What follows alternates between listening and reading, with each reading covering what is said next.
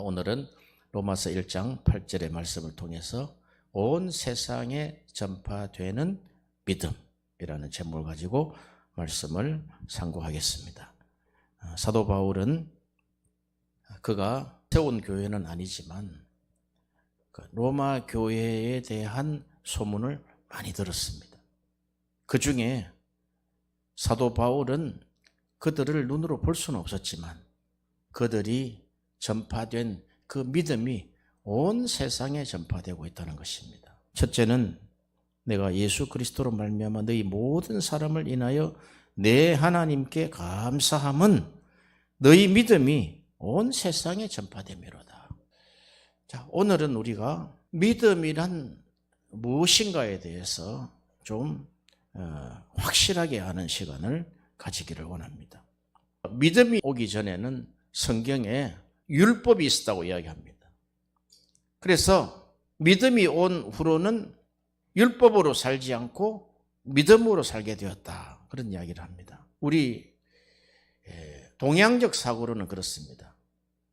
우리가 믿음이 오기 전에는 우리 조상적부터 1월 성신과 천지신명께 비나이다. 비나이다 비나이다 천지신명께 비나이다.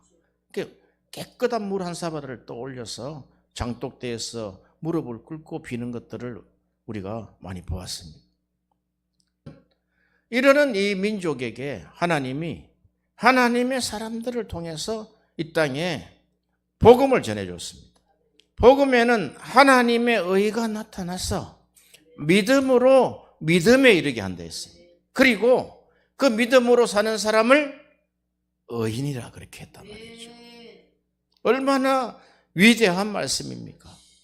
우리는 삼위일체 하나님을 믿습니다. 베드로전서 1장 2절에 성부 하나님 아버지의 미리 하심과 예수 그리스도의 피 뿌림을 얻기 위하여 택하심과 성령의 거룩하게 하심을 믿습니다. 하나님은 이미 영원 전에 모든 일을 미리 아시고 계신다는 거예요. 작정하셨다는 거예요. 그것이 하나님의 뜻이라는 것입니다. 그것을 예수 그리스도의 피뿌림으로 말미암아 그 작정은 우리에게 피가 뿌려져야 돼요. 피뿌림을 얻기 위하여 택하심을 입은 자. 이걸 빼먹으면 안 된단 말이죠. 우리에게 피가 뿌려져야 된다고. 그 구속사의 완성의 피를 우리에게 뿌려주셔서 그 하나님의 뜻을 실행하시고 또한 성령께서 거룩하게 하셔서 우리를 하나님의 뜻을 적용하고 완성하는 것을 믿습니다. 그러므로 로마의 그리스도인들은 생활 원리가 예수 믿음이었습니다. 그들은 모든 생활을 믿음 위에 건설하였습니다. 로마 교회는 한마디로 믿음 양성소였습니다. 주님께서 말씀하신 악하고 엄난한 세대에 우리 개인의 믿음의 길을 어떻게 가야 하는지를 로마 교회를 통해서 보여주고 있습니다. 이 경건한 그리스도인의 생활이 온 세상에 전파되었습니다.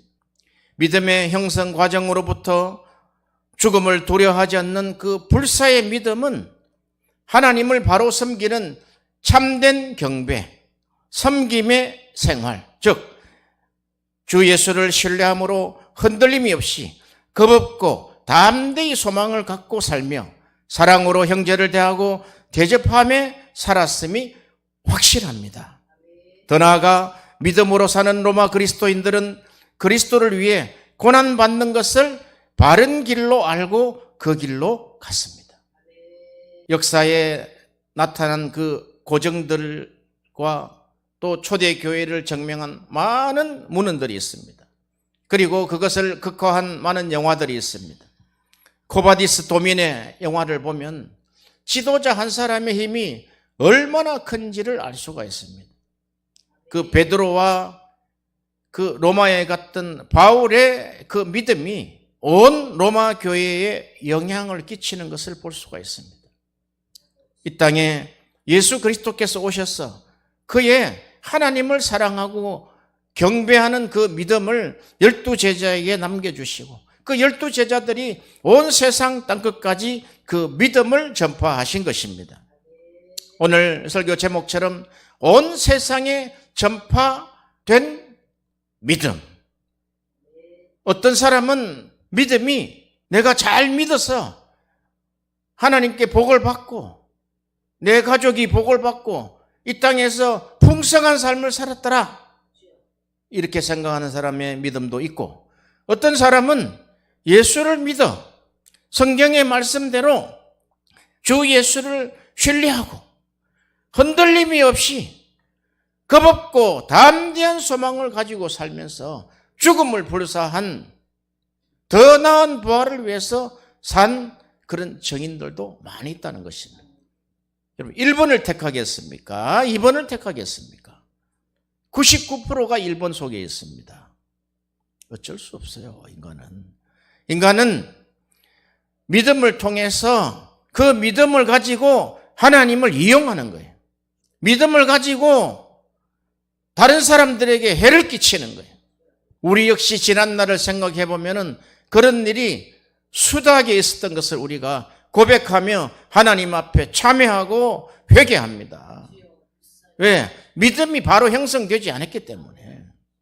한 사람의 지도자를 하나님이 세우시기 위해서 성령께서 부단히 그에게 말씀하시고 지시하시고 깨닫게 하시고 거룩하게 하셔서 그 믿음 한 사람을 믿음의 사람으로 만들어내기에 여념이 없다 이 말이죠. 우리 한 사람이 하나님의 학문, 신학이죠. 신학을 하기 위해서 그 신학을 배워가는 과정 속에서 똑같이 한 반에서 다 배웠지만 나중에는 각기 다른 믿음으로 나타난단 말이에요. 각기 다른 신학으로 나타난단 말이에요. 그래서 사람들은 그가 전파한 믿음 속에 보면 이분이 신학의 형성 과정이 어떻게 되었으며 또한 그 신학의 형성 과정 속에서 그가 붙들은 것이 무엇이며 각기 다른 걸 붙든단 말이에요. 세상의 영광을 붙드는 사람이 99%단 말이죠. 그런데 어떤 사람은 소수지요. 좁은 길로 가는 사람이죠.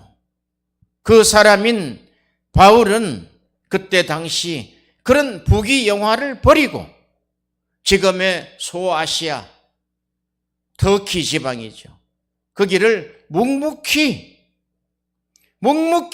걸어간 것입니다. 왜냐하면 바울이 받은 말씀이 있단 말이에요. 내가 길이요 진리요 생명이니 나로 말미암지 않고는 아버지께로 올 자가 없다는 거예요.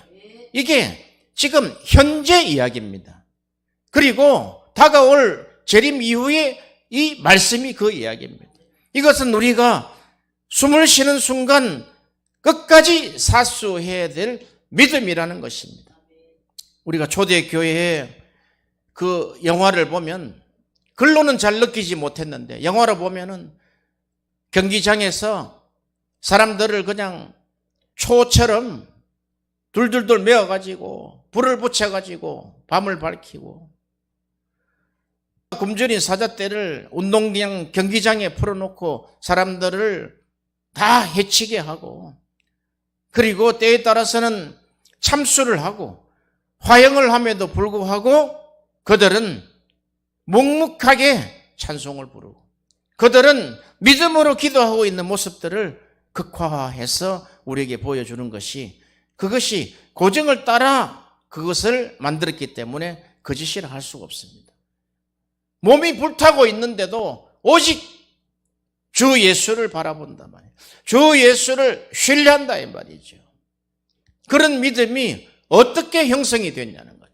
어떤 사람은 내가 잘 되고 내 가족이 잘 되고 남은 죽어도 상관없는 나의 부귀 영화를 위해서 사는 믿음이 그 믿음의 형성 과정이 그렇단 말이죠. 그러나 그런 고난과 환난과 죽음 앞에서도 끝끝내 믿음을 사수했던 로마 교인들의 그 믿음이 온 세상에 전파되었다는 거예요.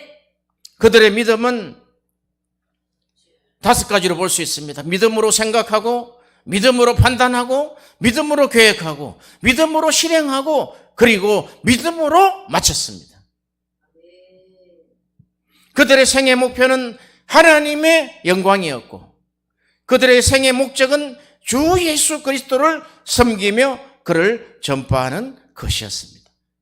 바로 이 믿음은 성령의 인도 아래 살았던 것입니다. 성령이 인도한다는 것이 무슨 말입니까? 성령이 인도한다는 것은 믿음으로 생각한다는 거예요. 믿음으로 판단한다는 거예요. 믿음으로 계획한다는 거예요. 믿음으로 실행한다는 거예요. 그리고 믿음으로 마친다는 거예요.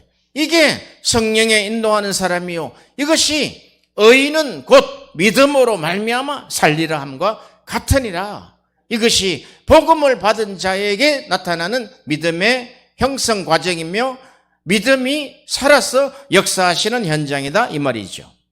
그러면 그렇게 믿음으로 살면 결과는 하나님이 책임지시는 거예요. 하나님이 일하시는 거예요. 그들은 예수를 위해 사는 생을 본업으로 삼았습니다.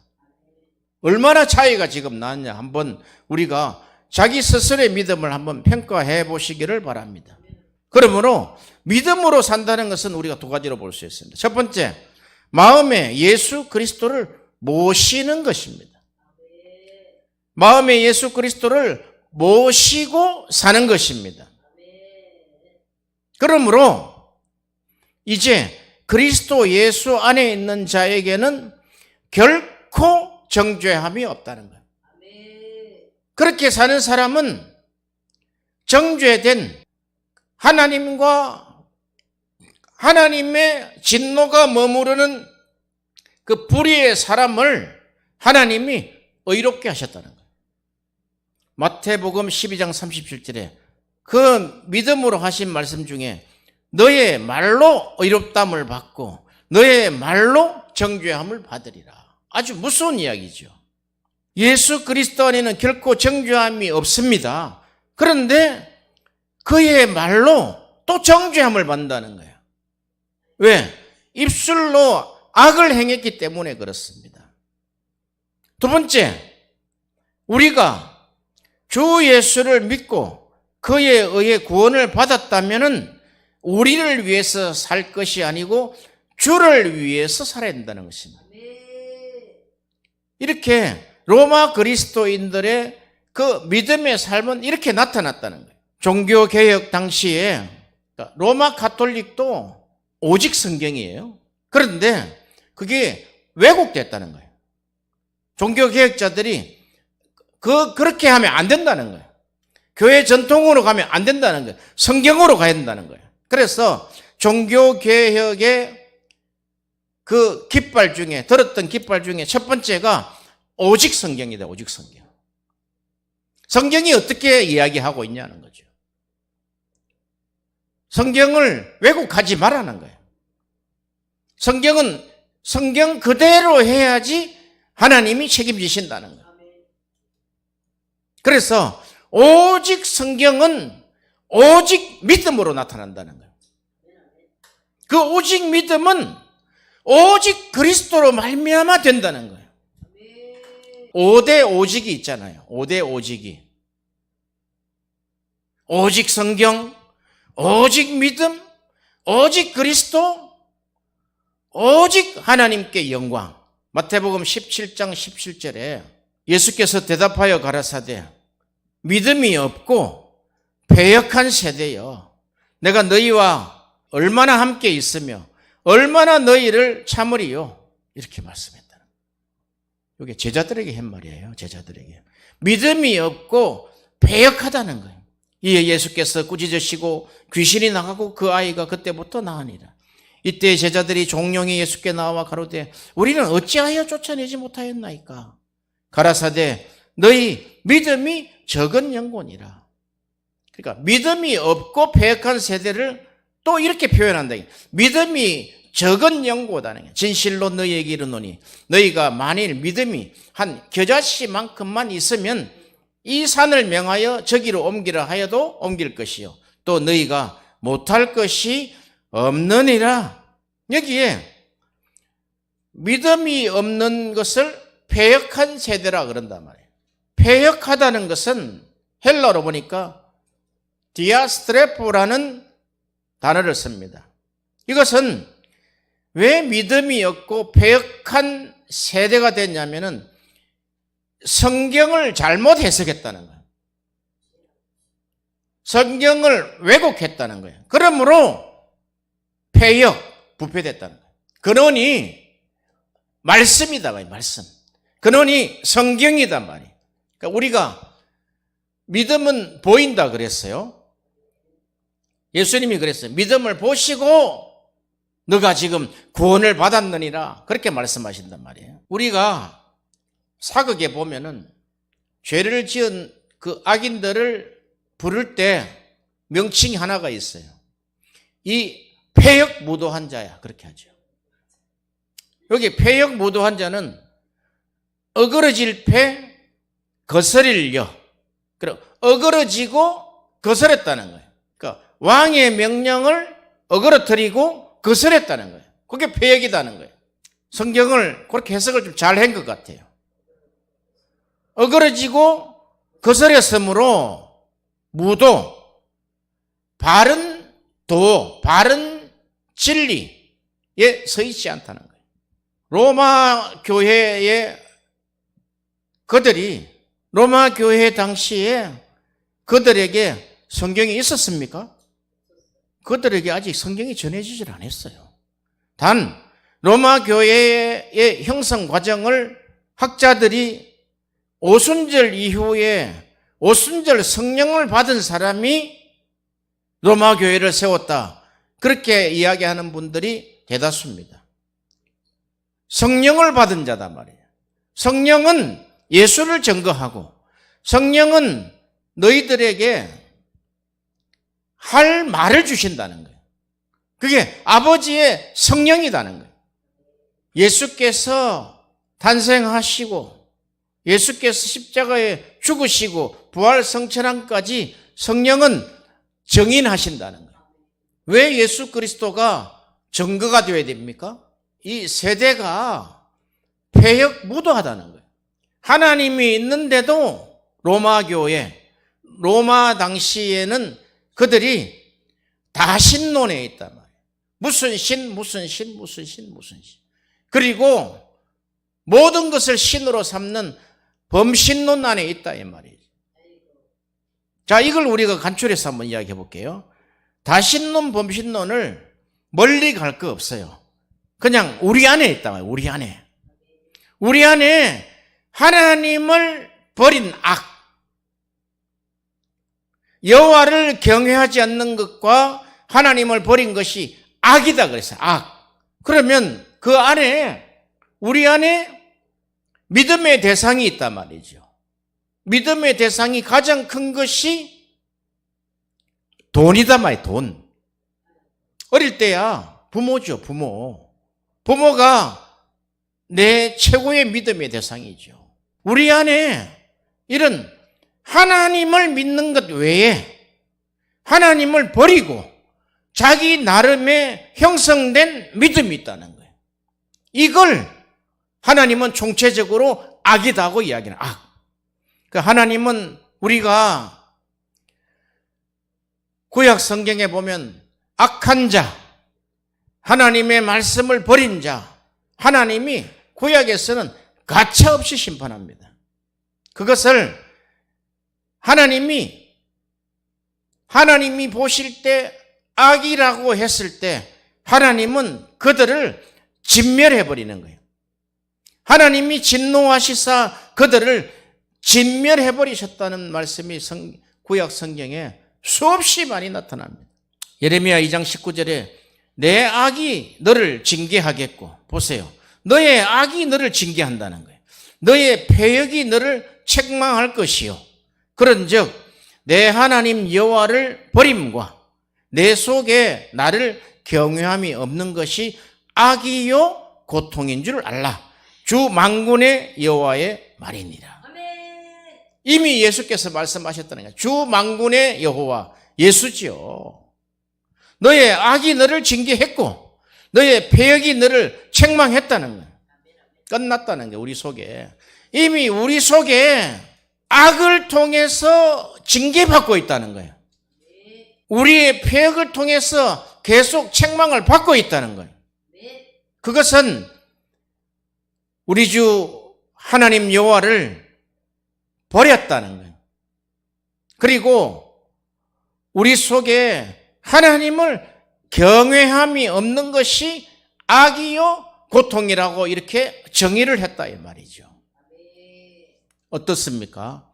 우리는 눈만 뜨고 숨만 쉬면 불의를 행합니다. 그러니까 불의하면은 죄와 악입니다. 하나님이 볼 때 불의하다. 그럼 죄와 악을 행하는 패역한 세대여 이런 말이에요. 말이 좋아서 그냥 불의죠, 불의. 그래서 그런즉 예수 그리스도 안에 있는 자들에게는 결코 정죄함이 없다. 이 말씀은 성경에서 가장 위대한 말이다 말이죠. 우리가 하나님의 진노를 받을 수밖에 없고 그 결과 진멸당할 수밖에 없는 인생이라는 거예요. 그게 기초가 안 되면은 죄가 뭔지 악이 뭔지 모른다 이 말이죠. 사도 바울은 깨달았어요. 에베소서 2장 3절에 전에는 우리도 그 가운데 그 육체의 욕심을 따라 지내며 육체와 마음이 원하는 것을 하여 다른 이들과 같이 본질상 진노의 자녀였다네.